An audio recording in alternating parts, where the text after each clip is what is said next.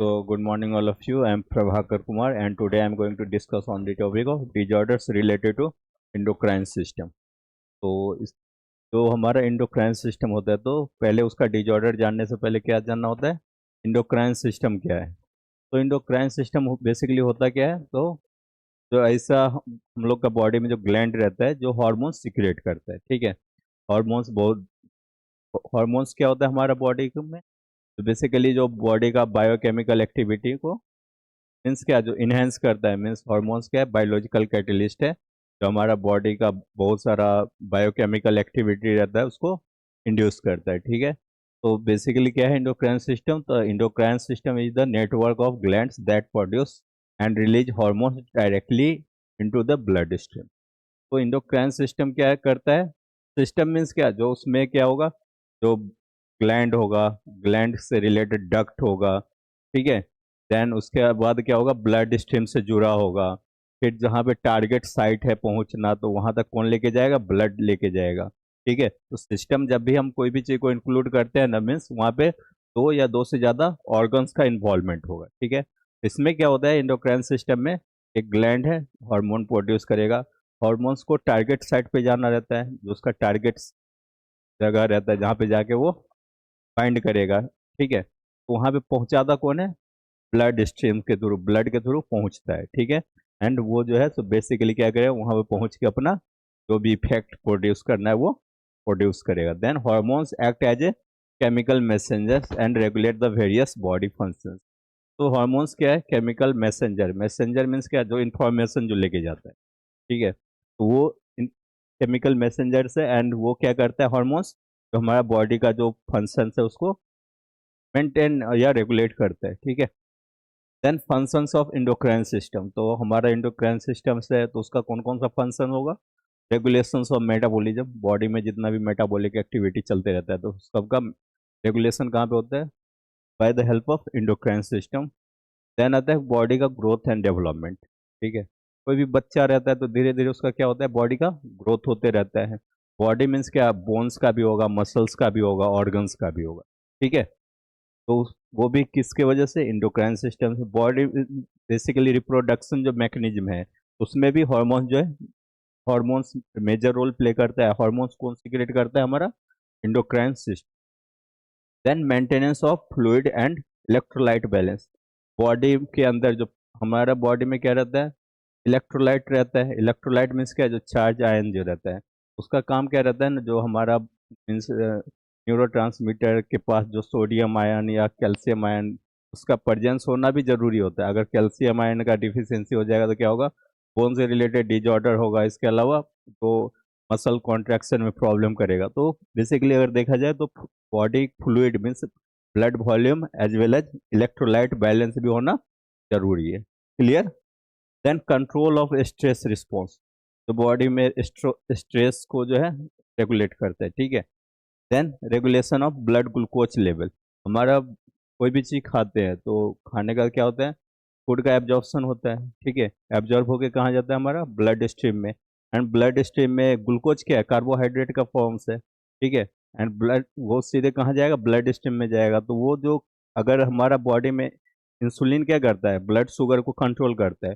अगर वो, तो वो बाय द हेल्प ऑफ किसके वजह से हो रहा है, इंडोक्राइन सिस्टम। क्योंकि इंसुलिन कौन प्रोड्यूस करता है, पेनक्रियाज का इंडोक्राइन फंक्शन जो रहता है वो, पेनक्रियाज दोनों का फंक्शन परफॉर्म करता है, endocrine as well as exocrine, clear.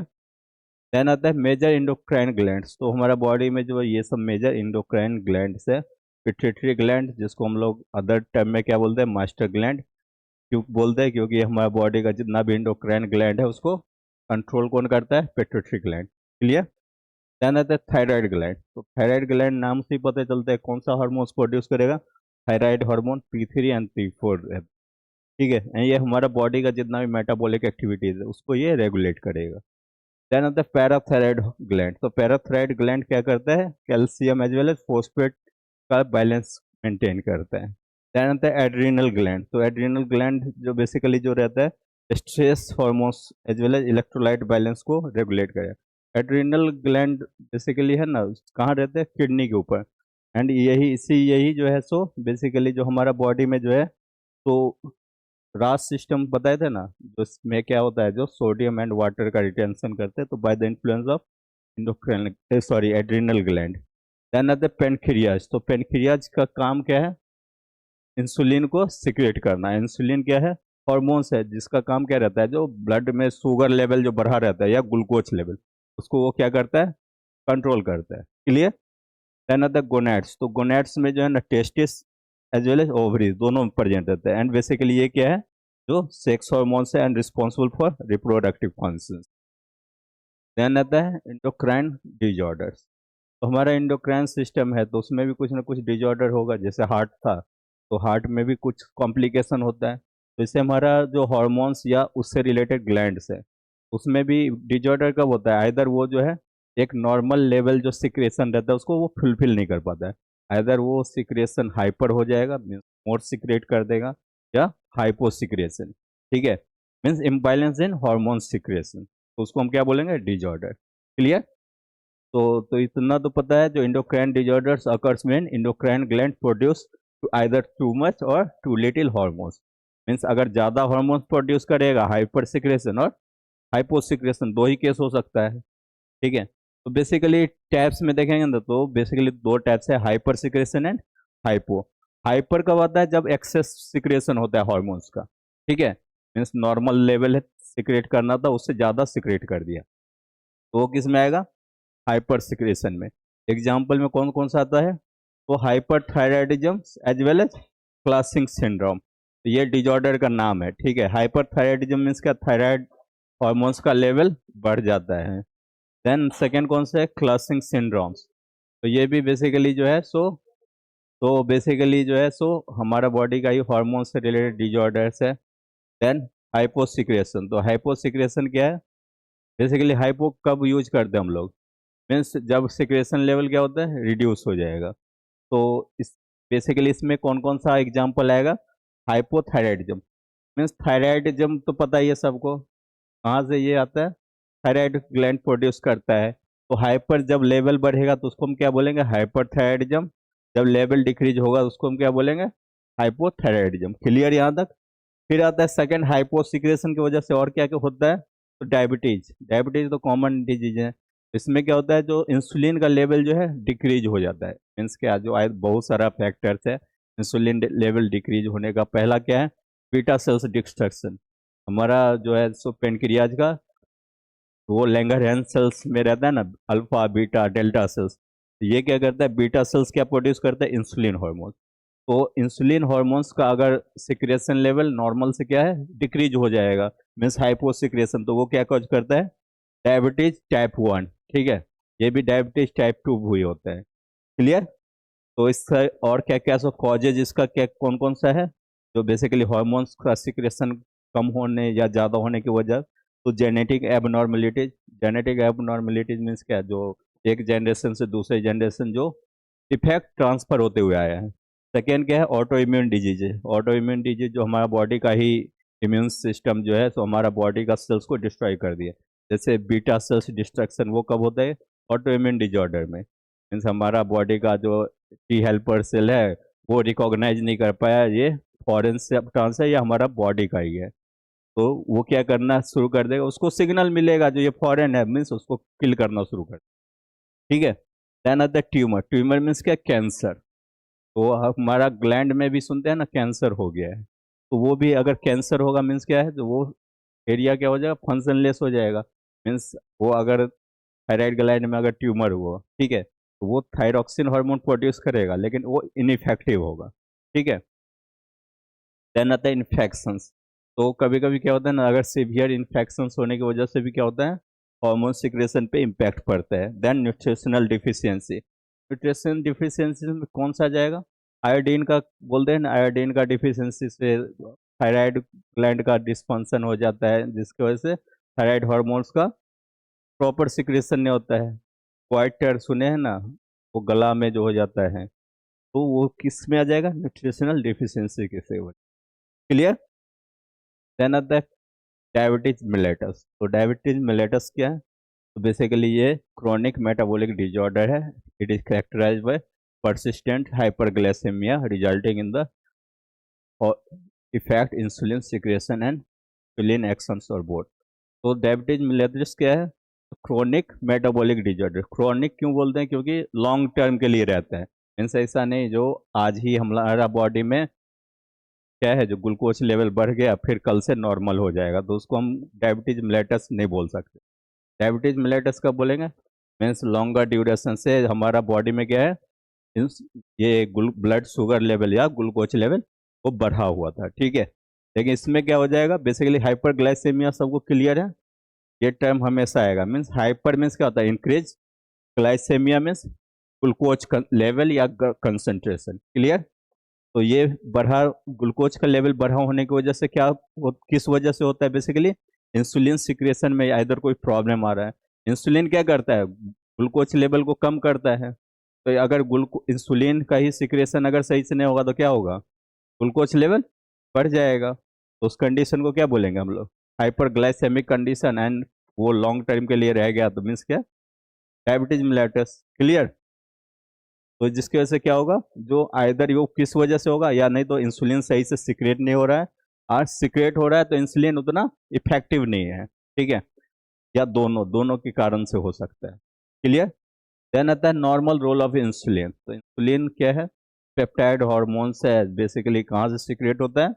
Beta cells of pancreas, ठीक है। एंड इसका काम क्या रहता है?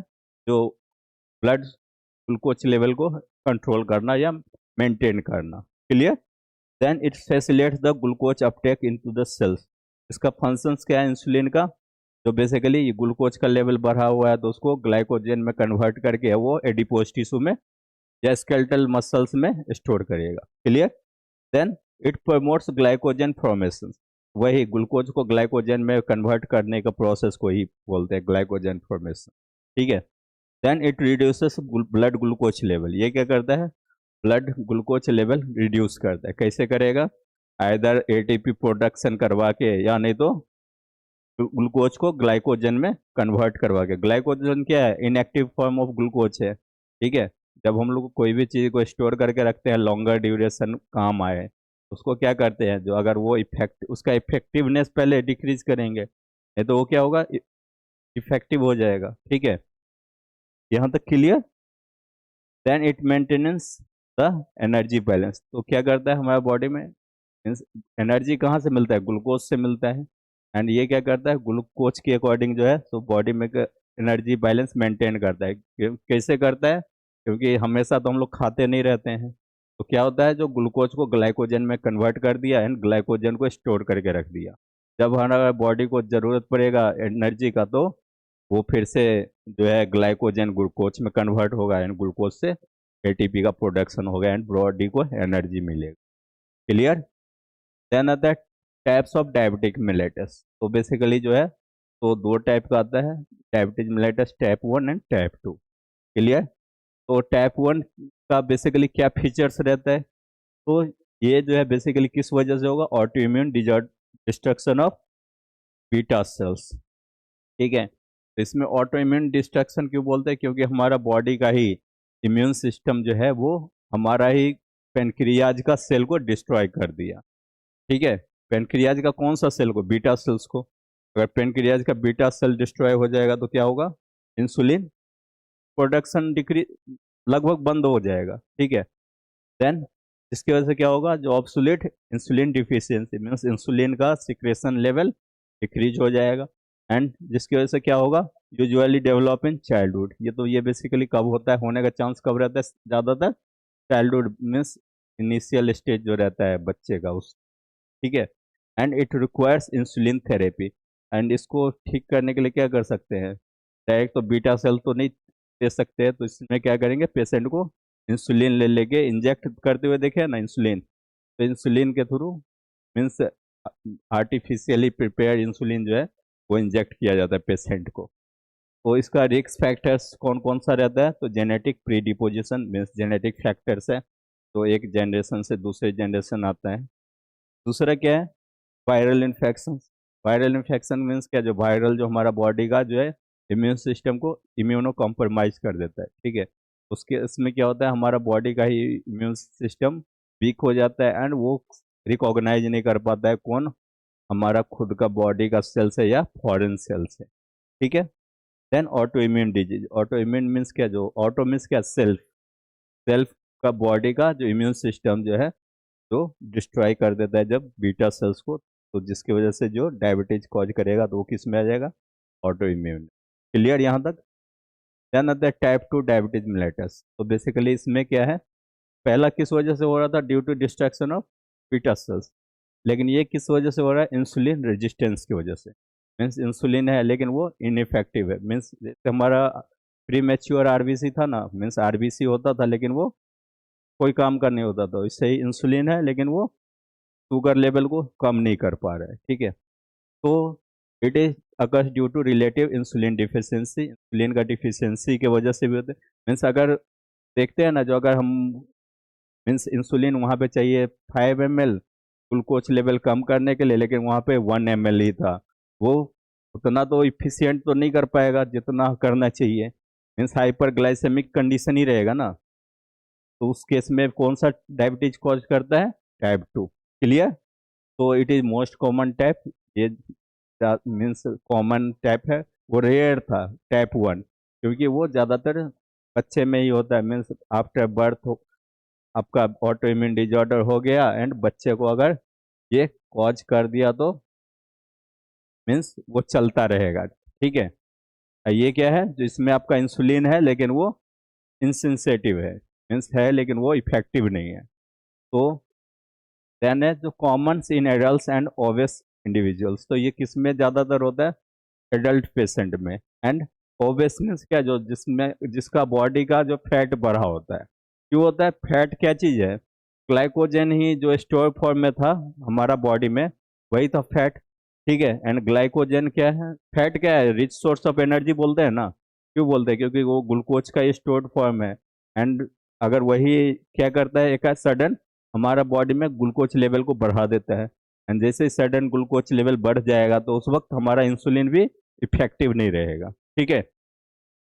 देन इसका रिस्क फैक्टर कौन कौन सा आता है, तो पहला obesity, then sedentary life style, means क्या, जो नहीं बोलते जंक फूड या एल्कोहलिज्म या स्मोकिंग की वजह से भी करता है।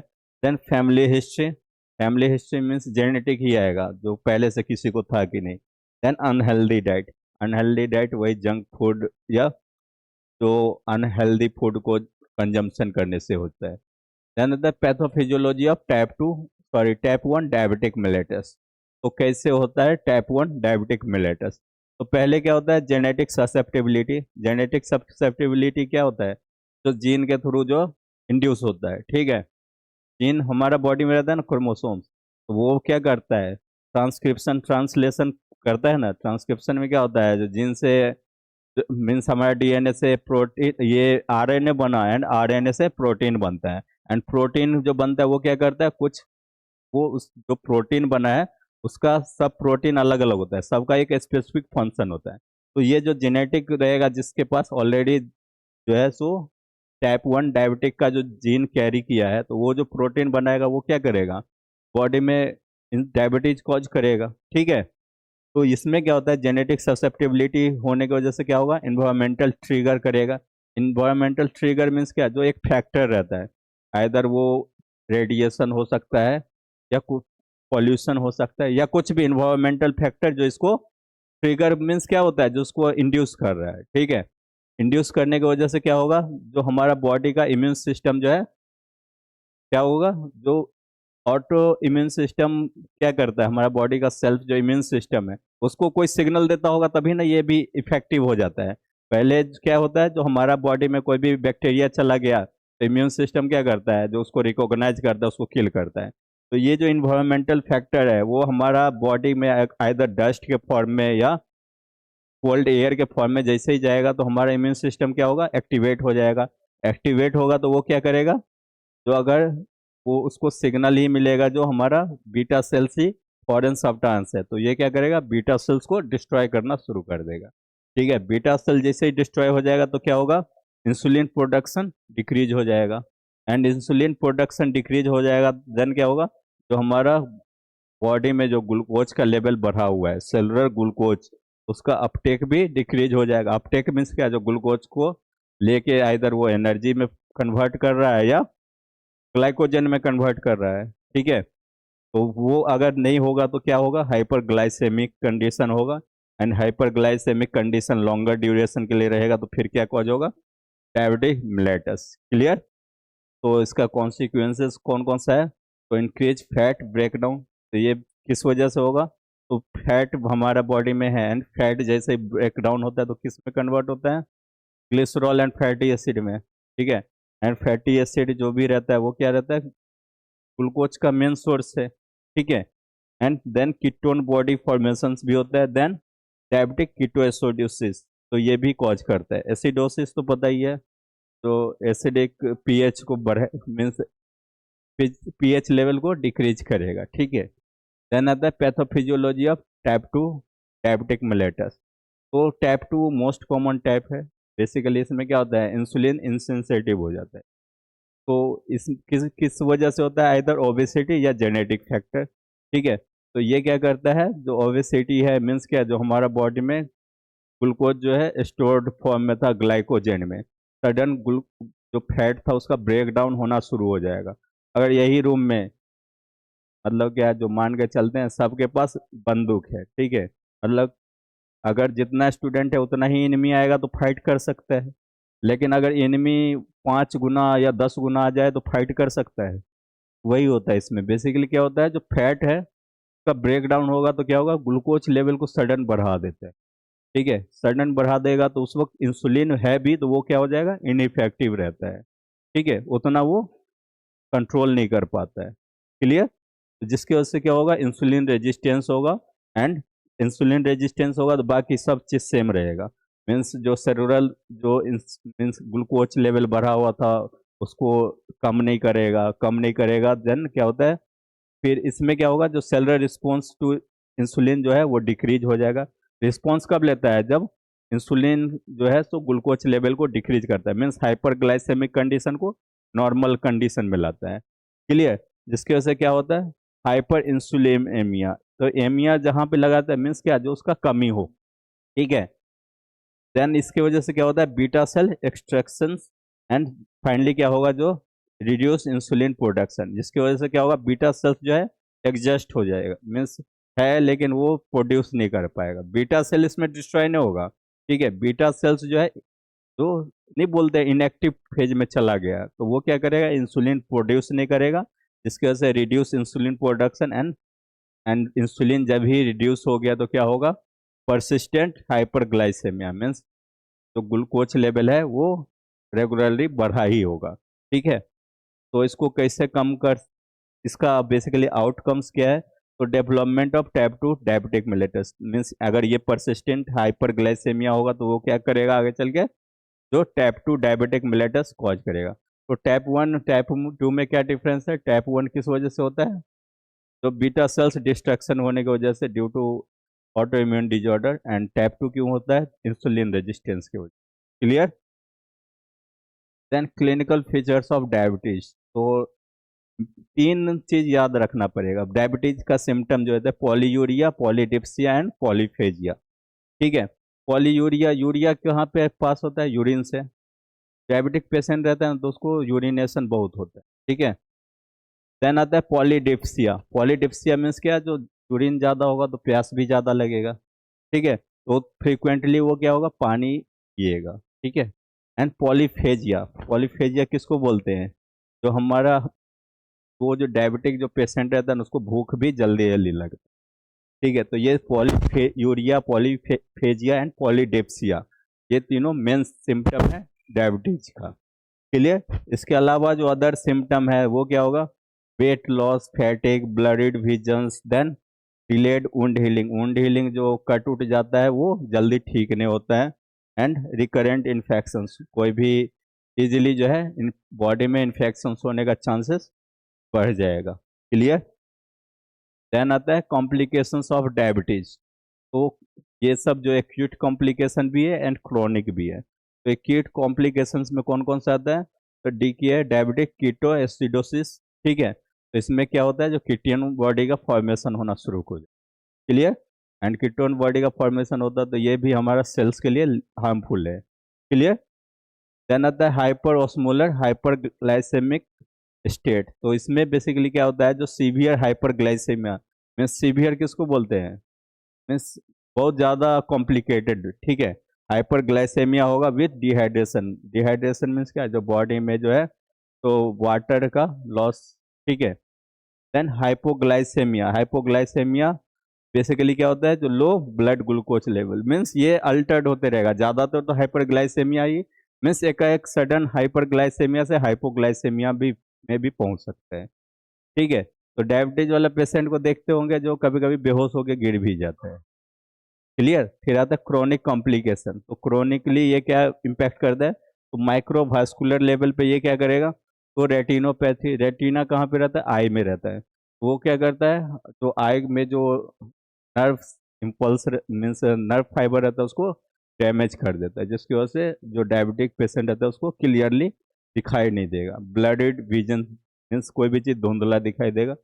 देख नेफ्रोपैथी, नेफ्रॉन कहाँ पे रहता है, किडनी में। तो किडनी में जो नेफ्रॉन सेल्स रहता है तो उसको भी डिस्ट्रॉय करना शुरू कर, धीरे धीरे वो भी इनइफेक्टिव हो जाता है, ठीक है। तो बाद में अगर बहुत दिन से डायबिटिक पेशेंट है तो क्या होगा, तो डायलिसिस के थ्रू फिर ट्रीटमेंट होगा। देन न्यूरोपैथी, न्यूरो मीन्स क्या होता है, हमारा न्यूरॉन्स नर्व सिस्टम का, तो वो भी धीरे धीरे क्या होगा, तो नर्व सेल्स जो है डैमेज होना शुरू हो जाएगा एंड जो नर्व का कंडक्शन है वो डिक्रीज होगा। तो फिर ये क्या करेगा, जो हमारा नर्वस सिस्टम से रिलेटेड जो भी डिजॉर्डर है, अल्जाइमर या दूसरा, वो कॉज करेगा। देन मैक्रोवास्कुलर लेवल पे क्या, माइक्रो मीन्स क्या, स्मॉल लेवल पे, एंड मैक्रो लेवल पे ये क्या करेगा, स्ट्रोक, ब्रेन में जो ब्लड का सर्कुलेशन है उसको इफेक्ट करेगा, ठीक है। देन कोरोनरी आर्टरी डिजीज, जो सी के बेसिकली क्या है, जो हमारा जो हार्ट का जो मसल्स है उसको प्रॉपरली ब्लड फ्लो नहीं होगा, एंड ये किस वजह से होगा, due to plaque formation and something some other reasons. तो वो क्या करेगा, जो हमारा कार्डियोवास्कुलर सिस्टम को भी इफेक्ट करेगा। देन आता है management of diabetes, means diabetes हो गया तो उसको कैसे कंट्रोल कर सकते हैं, ठीक तो नहीं होता है, कंट्रोल कैसे करना है। तो इसमें क्या होता है, जो life style modification, life style modification में क्या कैसे कर सकते हैं हम लोग, डाइट को रेगुलेट करके, ठीक है। तो balance diet, then weight reduction, क्योंकि इसमें ये ज़्यादा चांस रहता है होने का ओबेस में, ठीक है। तो वेट रिडक्शन करना है, फिजिकल एक्सरसाइज मेंटेन करना है, देन स्मोकिंग या अल्कोहलिज्म इसको नेग्लेक्ट करना है। देन आता है pharmacological treatment, pharmacological treatment means medicine के थ्रू, ठीक है। तो इसमें ओरल एंटी डायबिटिक ड्रग में कौन कौन सा आ जाता है, metformin, sulphonylureas and DPP-4 inhibitors. तो ये सब मेडिसिन का, ठीक है, कैटेगरी है। देन इंसुलिन थेरेपी, तो इंसुलिन थेरेपी जो है सो इमीडिएटली एक्शन लेता है। तो बेसिकली जो है तो टाइप 1 केस में ज़्यादातर इसको हम देते हैं, एंड टाइप 2 में भी देते हैं। टाइप 1 में क्यों देते हैं, क्योंकि उस वक्त बीटा सेल से डिस्ट्रॉय है तो उसमें इंसुलिन देने से ही काम चल जाएगा। लेकिन टाइप 2 में क्या है, जो इंसुलिन है लेकिन इंसेंसिटिव है, उसमें जो है मेडिसिन के साथ साथ इंसुलिन थेरेपी देंगे, क्लियर। तो आज के लिए इतना ही, नेक्स्ट वीडियो में जो है थायराइड ग्लैंड से रिलेटेड देखते हैं।